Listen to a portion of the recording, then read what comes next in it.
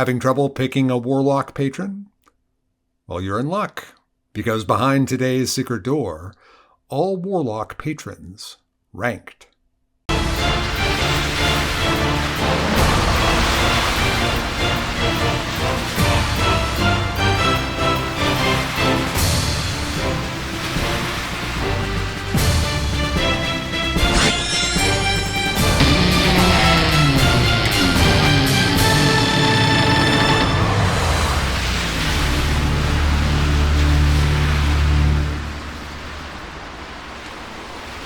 So behind today's secret door, all Warlock Patrons ranked. This is Secret Door, a channel devoted to in-depth discussions about Dungeons and Dragons, and my name is Matt Morich. So before I get started, let me just point out I have started a Patreon. If you would like to support the channel, please check that out. The link will be in the description.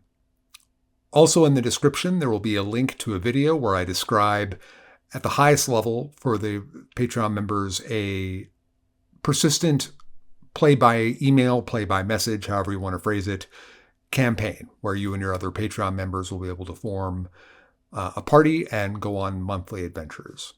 So if that sounds interesting to you, please check that out. So before we get to the list itself, let me just tell you a little bit about my thinking and how my ranking goes and how the ranking will go. I'm going to provide it in order, and that order is how I see them from first to last. But I'll also place a tier for each patron. So you'll have an idea that even though this one's higher up on the list, the one right below it may be on the same tier. So while I may view the number 3 higher than number 4, if they're on the same tier, they're roughly pretty close. So I'm not going to go through every spell on every spell list for every patron, and I'm not going to go over necessarily every single ability of every patron, but I will talk about the ones where I think that they're particularly strong or particularly weak, and the spells that I think are particularly strong, or if the spell list itself is particularly strong or particularly weak. The tiers themselves, if I rate something as a C tier, then C tier is pretty much, I wouldn't recommend playing it at all. B tier, I'm a very hard grader, as you'll see. B tier is definitely playable. It just wouldn't be necessarily overwhelmingly powerful. And I'm going to give a plus or a minus for some of them. So it might be a B plus or a B minus, as you'll see. A tier is not only very playable, it's very powerful, and as a solid pick, you should feel very confident in the power level of that patron. And of course, S tier is something where it's borderline broken or outright broken and supremely powerful. And all of these will have a plus or a minus if I feel that it's appropriate. So that brings us to our first patron on the list, at the bottom of the list, in C tier. It should be no big surprise. The Undying. This patron is famously bad. Its spell list is okay to meet unremarkable, mediocre. And its powers fall right along in that same category. They're situational and mediocre. They're not bad. But I should point out that in the right campaign, the Undying could actually be pretty decent. It could jump up a whole tier to B tier. It would have to feature undead almost all the time. So something like Ravenloft would be an interesting choice to play an Undying character. But just because you're in Ravenloft doesn't mean that you're always fighting the undead. For that first level power to really work, you need the undead to be showing up a lot. Now, the undead will show up a lot in Ravenloft. So I think that if you are playing in Ravenloft and for whatever reason you didn't want to play the undead and you wanted to play with an undead kind of patron and you don't like dying, the Undying, in that specific thing, you could play it. But in any other campaign, pass. Hard pass. Well, that was the easy part. Now we start getting into the difficult territory. At the next spot up the list, at number 8, is the Celestial. Now, I know in some people's minds they have the Celestial as one of the most powerful patrons. I am not one of them. But at this point, I think it's worth noting that I'm putting it in B tier. And I'm going to get into why I'm putting it so low. But it is in my B tier. I think all of the patrons are actually pretty decent, with the exception of the Undying, if you can find the way to use them. My problem with the Celestial is I don't know why I would play it. Its spell list is fine. It's pretty good. Its first level ability is fine. That healing ability is fine. It's basically giving you a couple of extra healing words that you can use a day, equivalent to your proficiency bonus. That's fine. If you don't have a healer, then its value goes up a bit. The only reason I can think I would want to play the Celestial is if we were playing in a party and we didn't have a healer, and I had a really, really cool character concept for playing a Celestial Warlock, then I would probably go ahead and do that. It's playable. That's B tier. Everything from here on out is playable. It's just that I don't find that first level ability to be all that interesting. The spell list is fine, but again, it's healing. There's some damage in there. It's fine. But I just keep wondering when I'm looking at that, why, if I'm playing a character like this, why I wouldn't pick a stronger version of it, like a cleric, for example, or any of the other classes that could be a healer. It seems to me there are better choices than the Celestial Warlock. Its 6th level ability is interesting in that it gives a Warlock player a chance to free themselves from Eldritch Blast. You could be using a different cantrip and you'll get your charisma modifier to it. Not just for a cantrip, but I'm just thinking round by round play. That gives you the chance to use something else than Eldritch Blast. If that really appeals to you, that might be interesting. But with all the invocation support that is there for Eldritch Blast, you're going to do more damage with it, and you'll be able to do other things with Eldritch Blast. So again, I wonder, why would I just not play a different character? Its 10th and 14th level abilities are good. The 10th level ability gives you temporary hit points. That's very good. And you can give half of the ones half of what you would receive, of the number you would receive, you can give that to up to 5 different party members. That's fine, but it's a 10th level ability. And at 14th level, you get an ability very similar to what the undead get at 10th level. So when we're ranking these things, we have to take into consideration as to what else is out there in possibility. And for that reason, I put the Celestial this low. So it is B tier. If you were in a party without a healer, or in a situation where you had a healer, but were in a very dangerous kind of campaign where players are dropping a lot, because that's actually where you shine, is with your healing pool, which is very similar to Healing Word. You are able to pick up characters and put them back on their feet again. That's useful. So if you don't have a healer at all and you really wanted to play a Warlock, or you're in a situation like I just described, it could be B+, but just barely B+. So at number 7, I have the Fathomless. Now, some people really like this patron. I don't. I don't like it for a very specific reason. I don't like it because on paper, on your first pass through it, you go, that's pretty decent. Until you start doing the work. And the more you go into the ins and outs of how that would work, playing a Fathomless, you realize it's not nearly as good as it looks. And for that reason, I really don't like it, because it could potentially set up a lot of players thinking they're really getting something great. And then when they're actually playing it, they may not even realize that it's not so great because they could be doing other things. So take, for example, the tentacle ability, which is the spine of how the Fathomless plays. You're summoning a tentacle that does a d8 of damage. Now that sounds pretty good, and it also knocks 10 feet of movement off of the movement rate. That sounds really, really good. If you don't pay attention to the fact, though, that it only attacks on a bonus action, and it is summoned on a bonus action, if you don't pay attention to that, then it's very good. But when you start breaking that down, let's say you wanted to use Hex and the tentacle, because the Hex would actually work with the tentacle, because you are making the roll, not the tentacle.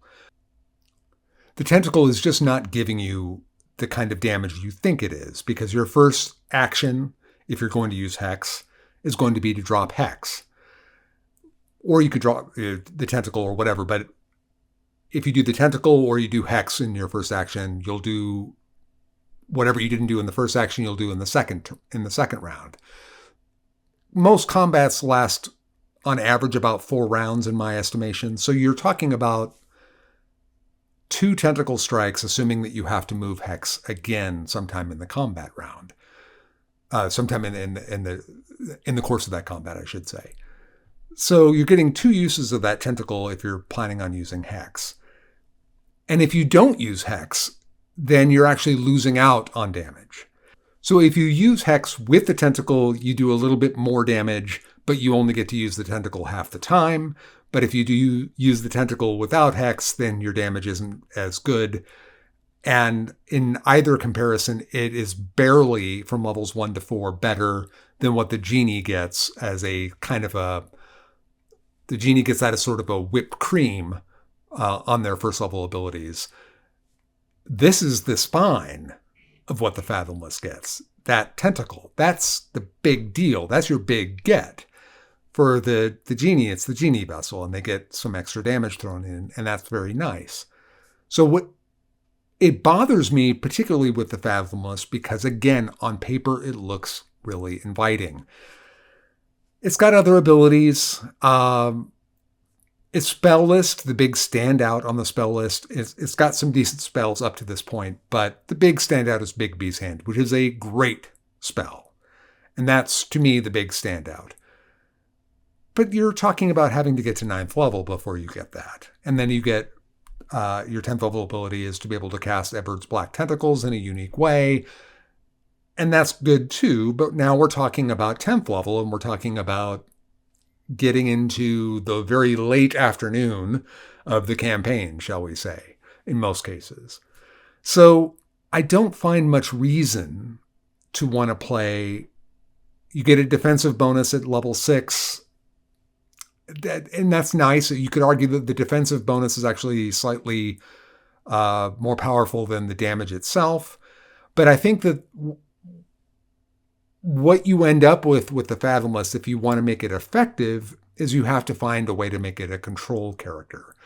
So that 10 feet of movement is what you would really want to focus on. In that case, you get into a very specific kind of build, and I think that you could make it work, but I just don't find it to be all that great. And I don't like that it leads people down to a path of thinking they're getting something that they're really not if they're doing the math. It's just not that great of damage, and the control that you can get is okay, but there are patrons in this list ahead of it that do it much better. So that's why it's at where it's at. So I as I said before, I'm putting it in the B tier because you do get to breathe underwater, and then at 6th level you have an ability to be able to communicate with people underwater. If you're dealing with a heavy underwater campaign, or in campaigns that are at sea a lot, and going underwater could be a big part of that. If you're in those kind of campaigns, then it goes up in value. It's definitely at least in the B+, and it might even be borderline A. I don't think it would be A ever, but B+ maybe. If you're playing it for straight control, It's probably a B+. It's certainly better than trying to play it for damage, which I think is a trap of the class, which is why I don't like it. I think it's actually a trap of a patron. Next up on the list, and still in the B tier, we have the Great Old Ones. Now, I think thematically, the Great Old Ones as a patron is really great. I mean, it is. It's really great. And I like its ability with telepathy. If you've been following the channel at all, you may know from my work with the Aberrant Mind and then talking about feats that I really believe in the power of even one-way telepathy, which you get from the Great Old Ones at level 1. I find that to be far more valuable than anything that you get with the Fathomless and certainly the Undying, which is why it's ahead. And its spell list is nice. Now, I do want to point out, I'm not going to really talk too much about the Great Old Ones because there's really not all that much to talk about, but its 14th level ability is pretty crazy. The Thrall ability at 14th level is potentially one that you could get not only a great amount of fun with, but just really interesting ways of exerting power. You get Tasha's Hideous Laughter as a first level spell with the Great Old Ones. So that creates the incapacitated condition. So that automatically links up with that create thrall ability very, very nicely. So but 14th level is just not something I ever think about. I mean, if it doesn't happen by level 7 or so, I'm not terribly interested. Level 9 at the latest. I don't. Everything else after that is gravy. If it's good, that's great. I want everything in that first 9 levels, the interesting stuff. But you do get the telepathy right away, and that's very, very useful. But the problem with the Great Old Ones is that the reason I like it is that it has telepathy. But now we have a feat, a half feat, that gives you telepathy. So why would I take the Great Old Ones if I could just take the feat, which is a half feat, which as a warlock I'm going to want to take anyway. Maybe I wouldn't take telepathic, but I need a half feat. If I'm interested in telepathy, I might just take that over taking the Great Old Ones and then basically be able to dual class patrons with it. And this isn't the only one on this list that suffers from half of why you would want to take the patron being duplicated by a feat. So because of that, that's why it's so low on the list. It's B, and if you can really, really, really use it in your campaign, the telepathy to great effect, then it goes up to something close to a B+. So number 5 on this list is the Archfey. Now, I thought when I first started doing the work on this list that the Archfey would be almost dead last in my rating. I don't think very highly of this. But I looked through everything again and tried to think of the best ways that I would use a particular patron. And I've always just discounted the Archfey. Its first level ability is not good. The Archfey is still in B tier territory, and you could easily change positions with this and the Great Old One. Because, as you'll see, it also suffers from the same problem that the Great Old Ones does. But why I changed my mind on the Archfey, because I don't like its power very much at all. The ability to charm and fear in a 10 feet cube that emanates from you. Yeah, okay. That's it. Not impressed with that power really at all. But its spell list is good, but it gives you, at first level, Fairy Fire, which is a great spell and all. That's not what really excited me. It's when I saw Sleep there, I somehow just didn't pay too much attention with the Archfey that they had Sleep on their list. So here's the point of why. First of all, Sleep is a fantastic early level spell. It's the king of D&D in early level spells.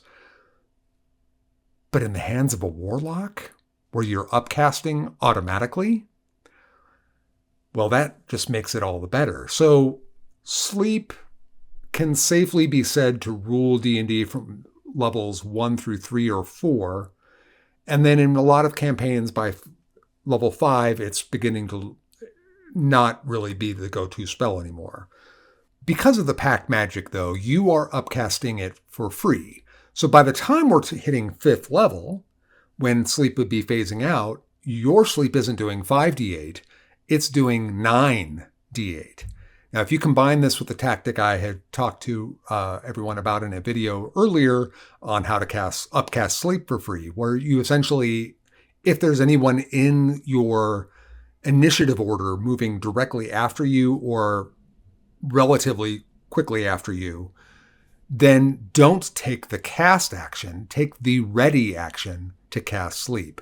Let them do the damage on the opponent and then set your trigger for after they have attacked, then cast.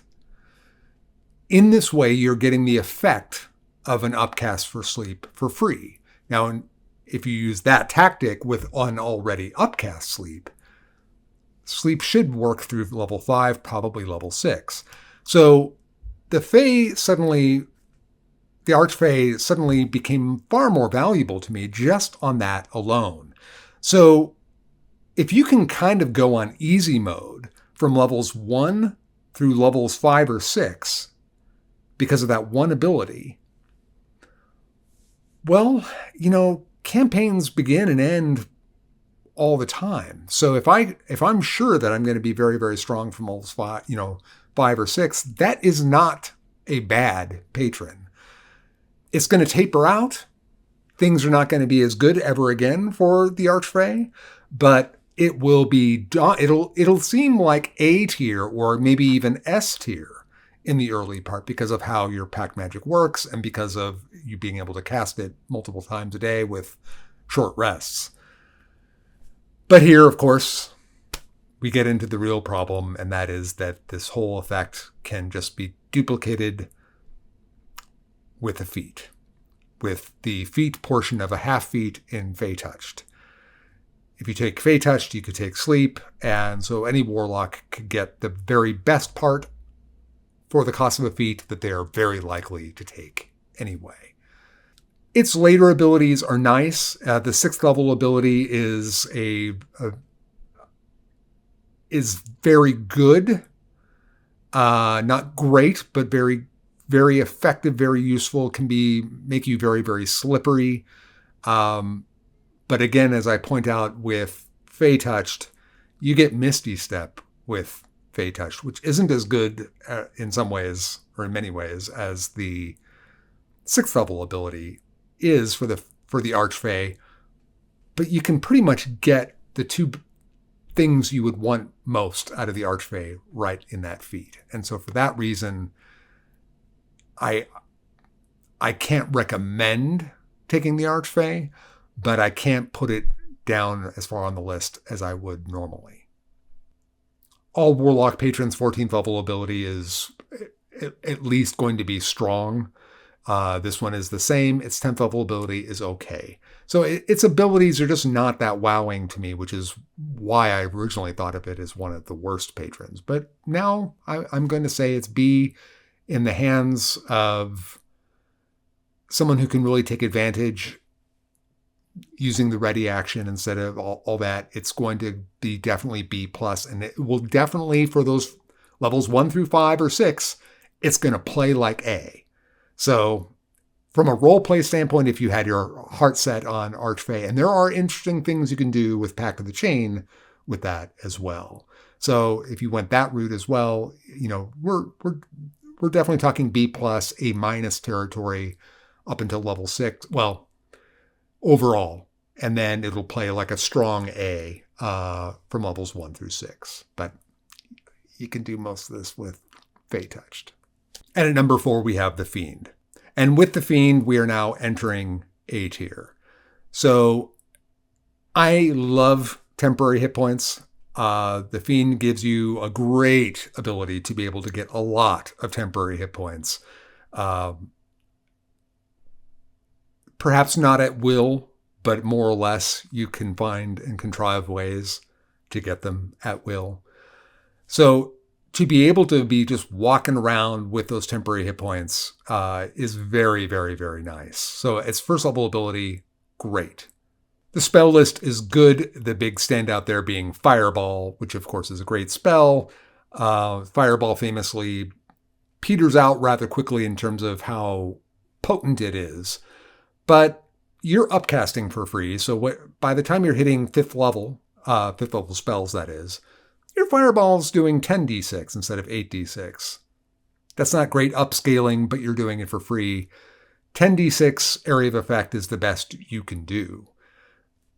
Synaptic Static is going to give you control, or not control, but debuff, but it's only going to do 8d6. So if damage is what you really want, then having Fireball on your list is great. It's going to do more damage. But while I'm talking about temporary hit points, it should be noted that if you are in a party that contains a Twilight Cleric, or if you're forming a party and you know that someone's going to be playing a Twilight character, I would skip the Fiend altogether, because your temporary hit points are just going to be moot, because you're going to get all the temporary hit points you could ever want from the Twilight Cleric. So it's a patron that by itself is great, but in other contexts is almost irrelevant. Dark One's Own Luck, the 6th level ability, is particularly desirable. It's a fantastic ability. It's limited, of course, but if it weren't limited, it would be outright broken. Great ability. And then at 10th level with Fiendish Resilience, you are picking a damage resistance of your choice that can change. That's fantastic. So if you just took slashing as a default, that's probably the most common damage type. If you took slashing as a default and you've got temporary hit points, those temporary hit points are now effectively doubled with damage resistance if you're getting slashing damage. And if you know you're going into a situation where necrotic is going to be all over the place, or fire or whatever, you change to that. Unbelievably great ability, especially with how it synergizes with your temporary hit points. And Hurl Through Hell at a 14th level ability is fantastic because it offers no save. There are other 14th level abilities for patrons that are better than it, but it's a strong one and it doesn't have a save. And anytime you can get a good ability or a great ability with no save, that's a keeper. The other advantage for the Fiend is that it seems to play well with all the different boons. So some patrons are only really going to shine with one particular boon and are otherwise significantly weaker. The Fiend you could play any boon with the Fiend. And for that reason alone, I think that the Fiend is always going to be something you want to take a hard look at before you make your decision. It could just be role-playing that the Fiend doesn't work for you. But from a mechanical standpoint, if you really want to go with a different boon than the patron you want to play, but that patron doesn't play well with that boon, which do you want more, the boon or the patron? Because the Fiend is always going to be there as a strong choice that you can play with any boon. All right, we're at number 3 on this list, and we are still in A tier. Number 3, I have the Hexblade. Now, a lot of people have thought and can think of the Hexblade as the most powerful patron. I only have it this high because it is so important for multiclassing. For multiclassing, it's probably S. But if you're playing a straight-up Hexblade Warlock, it's good. It's A. It's a solid A. But with the addition of the other 2 patrons after it, it's clearly not S anymore. There's a real problem with the Hexblade, and I'll try and describe it as best I can. So your first level ability is really 2 things. You get the Hexblade Curse, and that's great too. But the 2 big things that everybody wants, which is why they take it, is you get medium armor and shields. That's fantastic. And you get a unified charisma score, meaning it serves both as a casting and as a combat score. And that's great. This is why it is kind of S tier for multiclassing, because sorcerers and bards and paladins can all find a reason to take a level of Warlock, specifically of Hexblade. For the casters, they want the medium armor and shields. The shields is a big deal. That's 2 points of AC. Medium armor, I mean, it's an upgrade over light armor, sure, and you'll always take an upgrade. But if you're not getting the shields out of it, if you're not using the shields, you're really missing out on, if armor class is your thing, you're really missing out on a big part of it. And this is where the weird dichotomy in the Hexblade is. If you were playing it straight Hexblade, you are probably going to go Pact of the Blade. And if you went Pact of the Blade, there's a very high probability that you're going to take a great weapon, a two-handed weapon. Well, no shields. You get the unified attack score. So my point is that no matter which way you pick it, the people that want to take it are never going to get both out of the Hexblade. They're not going to get that unified attack score and the shields and medium armor, or at least they're not going to make good use of it. Sorcerers aren't going to really care about the unified score. Bards aren't really going to care about the unified score. Paladins only care about the unified score because they already have heavy armor and shields. So that unified score allows a paladin, other than gaining access to some Warlock pack magic, they want that unified score so that later their aura is going to, provide enormous benefits. So the casters don't get the full value of it with the ability score not being really utilized.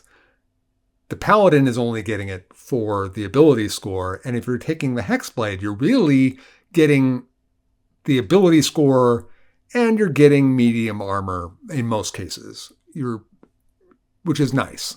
Now, obviously for multiclassing, as I said before, it's probably an S tier, regardless of whether you can utilize all of it. But if you're playing it straight, it seems like a darn shame to not utilize it. Now, I'm a big believer that just because a class offers you something that if you don't utilize it, it's not the end of the world, provided what you're getting is really worthwhile. But I think that people have just overhyped the Hexblade because they see it all the time in multiclassing, so that if they're picking a Warlock straight, they think that the Hexblade is just the strongest choice. And it isn't. It's a good choice. It's a strong choice, but it's not the strongest choice. It is S tier if you are playing Pact of the Blade. Now, you could argue with me and say, why would you ever play a Hexblade Warlock if you weren't going to go Pact of the Blade? And I would say, well, for medium armor and shields. If you really are worried about that and you wanted to be a caster as a Hexblade, that's why you would do it. So if you wanted to go Pact of the Chain with it and be a caster, that's why, because you would be getting a really nice armor class. But even as a Pact of the Blade, it's only S tier in that it does Pact of the Blade the very best. And so I'm putting it there because you're not going to do any better in Pact of the Blade than Hexblade, because you have your full suite of options available to you. The Hexblade Curse is very good. The Spectre ability is very good. The ability to start using that curse throughout the day later on is very good. It's a good, strong class all the way up and down. Nice spell list. A tier by itself. S tier for multiclassing, and S tier if you're playing Pact of the Blade. And now we get to the very top of the list. We get into S tier. Now, I'm not going to talk about either of these patrons overly much because I've already done 2 very long test drives on both of them. At number 2 in S tier, I have, and this was hard for me, I have the genie. It bothers me that I have to put it at number 2, but I think I do. Part of the reason is that the genie really is only in S tier because of how S tier it is with Pact of the Chain. And since Pact of the Chain is probably the most important boon now because of how you can rearrange the boons with Tasha's, that those early levels, almost any Warlock should be playing Pact of the Chain if they're not playing Pact of the Blade. Pact of the Blade, you just go do that. But if you're going to ultimately play a different boon, you should be playing Pact of the Chain, in my opinion, and therefore the genie is going to really just be amazing. And I'm not going to talk about all this again because I've done the test drive. The link for that will be in the description as well, or the pinned comment, I should say, as well the test drive for the undead. But suffice to say that the utility that you get, it gives you everything. It gives you utility, and you get a nice damage bump. It's not earth-shattering or anything else, but it's a nice damage bump. And you'll take that as a Warlock. But the utility and the fact that you have 4 different spell lists that you can choose from. Once you pick it, that's it. But that means that you can play the kind of genie that you want to play. And that's just fantastic. And there are 2 particular spell lists that are very good to pick. Each of them pretty much for 1 spell, but you have two good, strong choices there. So that uniqueness to it, that you have 4 lists to choose from, makes it great. And of course, you get an unbelievable 14th level ability with limited wish, and you get access to wish later down the line. Not that I really overly care about that much, but the vessel is fantastic. How it pairs with Pact of the Chain is amazing. Flight at 6th level and the ability to start taking the party into the vessel is just fantastic at later levels. So just a fantastic choice. And finally, we get to the undead. And the undead, I also have done a test drive on, and the link for that will be in the pinned comment as well. The undead, because combat is the most important pillar of play, you get high damage and control and defense in the form of temporary hit points. And as you go down the line with the spell list the way it is, you'll have the ability to be virtually unkillable in the way it all synergizes together. And the fact that if you do go Pact of the Chain there, you can access kind of the same tricks that the genie can do on a much smaller scale, but you can still access those. The fact that you can do that makes the undead, to me, because you could grab something from that, and then if you took Fey Touched, again, this goes for every one of the patrons. If you went with Fey Touched, you could also be grabbing from the Archfey as well. You end up getting this unbelievable character. So the undead stands alone, in my opinion.